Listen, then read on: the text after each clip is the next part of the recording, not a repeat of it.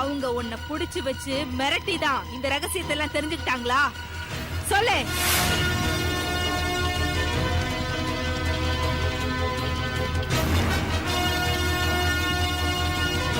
இன்னும் என்னென்ன ரகசியங்களை எல்லாம் என்ன பத்தி அவங்க உன்னை மிரட்டி தெரிஞ்சுக்கிட்டாங்க?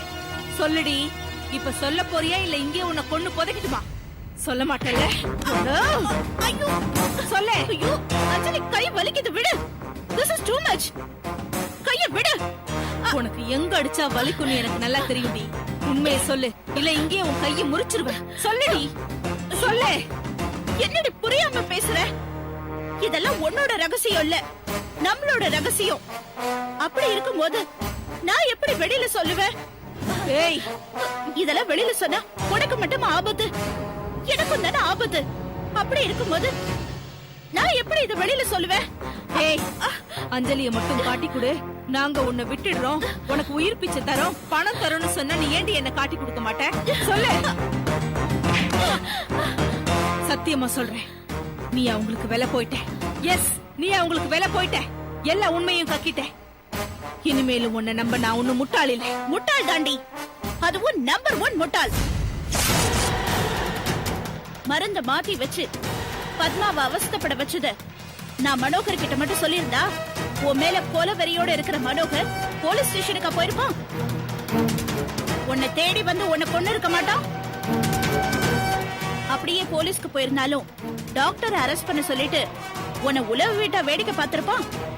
தேடி வந்து உன்னை கொலை பண்ணிருக்க மாட்டான். கொஞ்சம் கூட யோசிக்காம, லாஜிக்கே இல்லாம நீ பாட்டுக்கு பேசுற.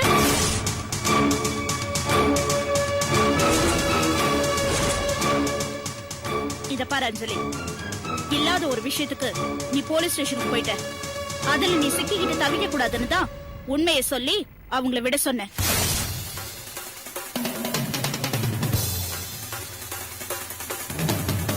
ஆனா நீ ஆத்திரத்துல எல்லாத்தையுமே தப்பு தப்பா பார்க்க ஆரம்பிச்சுட்ட. தோத்து போயிருவோமோங்கிற பயம் உன்னை தப்பா முடிவெடுக்க தூண்டுது. எப்போ உனக்கு ஓ மேலேயே நம்பிக்கை இல்லாம போச்சோ, அப்புறம் யாரையுமே உனக்கு நம்ப தோணாது. இப்ப என் மேலேயும் உனக்கு நம்பிக்கை போயிடுச்சு.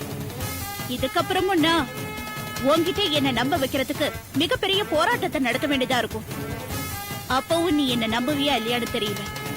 சோ இனிமே நான் உன்கிட்ட உன் நம்பிக்கைக்கு பாத்திரமானவளா வேலை பார்க்க முடியாது. எனிவே, நீ எனக்கு இதுவரைக்கும் பண்ண எல்லா உதவிகளுக்கும் ரொம்ப நன்றி. இதோட நம்ம எல்லா உறவுகளையும் முறிச்சுக்குவோம். நான் வரேன்.